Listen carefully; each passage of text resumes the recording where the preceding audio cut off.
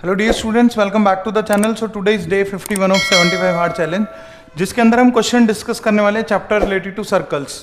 Circle जो है वो +1 क्लास में वैसे टॉपिक कोऑर्डिनेट ज्योमेट्री के अंदर आता है, और ये जो क्वेश्चन है ये अप्रैल शिफ्ट 2023 में पूछा गया है। यहाँ पे मैं आपको एक इंपॉर्टेंट फिगर बताने वाला हूँ सर्कल से रिलेटेड, जो कि वेरियस कंसेप्ट को कैरी करती है और जो दूसरे नए क्वेश्चन में भी यूज हो सकता है। So let us discuss with this question. Question ये है कि let O be the origin and OP and OQ be the tangents to the circle.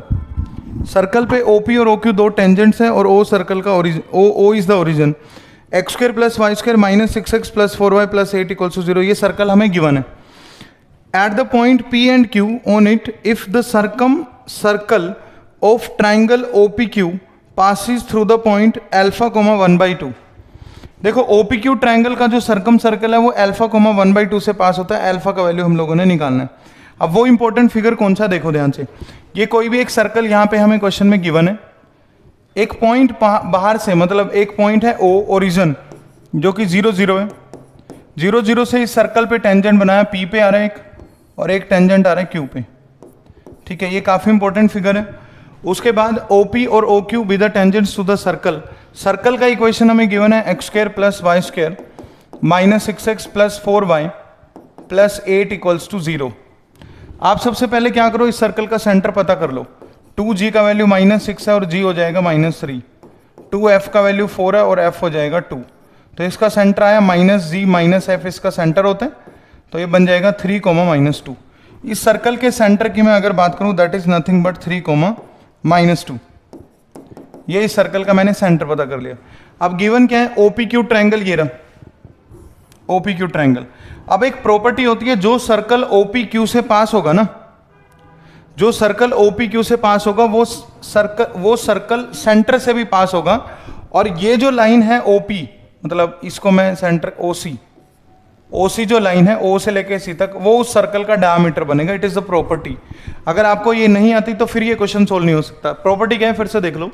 जो सर्कल O से P से Q से इन तीनों से पास होगा वो डेफिनेटली C से भी पास होगा, तो कुछ ऐसा सर्कल होगा। ठीक है, ये जो येलो कलर का सर्कल है, ये जो सर्कल है ये P से भी पास हो रहा है, Q से पास हो रहा है, O से पास हो रहा है और C से भी पास होगा। That is the property. और ये जो OC है इसका डायमीटर बनेगा। OC is the diameter of new circle. ये नए सर्कल का डायमीटर बनेगा। जो OC होगा वो नए सर्कल का क्या बनेगा, डायमीटर। अब डायमीट्रिक फॉर्म में अगर मैं इसको x1 y1 बोल दूं और इसको x2 y2 बोल दूं, तो इस सर्कल का मैं इक्वेशन लिख सकता हूं, x - x1 x - x2 plus y - y1 y - y2 and nothing but equals to 0। ये इस सर्कल का इक्वेशन बनेगा। x - x1 x - 0 हो जाएगा, x - x2 x - 3 हो जाएगा, plus y - y1 y - 0 y - y2 y + 2 and equals to 0। तो देखिए ये सर्कल बन रहा है x² - 3x plus y² + 2y and equals to 0। ये हमारा नया सर्कल आ गया। और इस सर्कल का क्वेश्चन में एक पासिंग पॉइंट गिवन है जो कि α, 1/2 है। इस सर्कल का पासिंग पॉइंट क्या है, α, 1/2। तो हम इस सर्कल को α, 1/2 से पास करवा देंगे अल्फा पता करने के लिए। α, 1/2 से कैसे पास होगा, x की जगह अल्फा और y की जगह 1/2 पुट कर देंगे इसके अंदर। सो लेट अस सब्स्टिट्यूट। x की जगह हम अल्फा पुट कर देंगे तो हो जाएगा α² - 3α, y² क्या हो जाएगा, +1/4 एंड +2 × 1/2 यानी कि 1 एंड इक्वल्स टू 0। तो ये जो स्टैंडर्ड फॉर्म बनेगा हमारा, ये बनेगा 4α² - 12α + 1 + 4 = 0। हमारा जो क्वाड्रेटिक बन रहा है वो बन रहा है 4α² - 12α + 5 = 0। यहाँ से अगर अल्फा का वैल्यू देखा जाए तो आप ऑप्शन से भी चेक कर सकते हो कौन सा इसको सेटिस्फाई कर रहा है, या फिर आप स्प्लिटिंग द मिडल टर्म से निकाल भी सकते हो। अब इस पे स्प्लिटिंग द मिडल टर्म लगाने की जरूरत नहीं, आपने डायरेक्ट फैक्टर सोचने और α² के कोएफिशिएंट से डिवाइड करना है।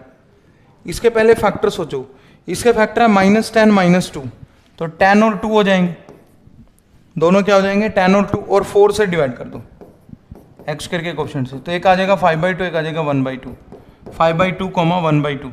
तो 5/2 ऑप्शन में दे रखा है, 5/2 is the answer. So this is the value of alpha. Alpha is nothing but 5/2। तो तो हमने क्वेश्चन को कैसे अप्रोच करा, हमें एक सर्कल क्वेश्चन में गिवन था, उसका सेंटर 3, -2 था, ओ से टेंजेंट्स बनाए OP एंड OQ। ओ से कौन कौन से टेंजेंट्स बनाए, OP और OQ। एक सर्कल है जो OPQ से पास होता है, अगर वो OPQ से पास होगा तो सेंटर से भी पास होगा, तो ये उसका डायमीटर बन जाएगा OC अगर डायमीटर है तो डायमेट्रिक फॉर्म से सर्कल का इक्वेशन बना दिया।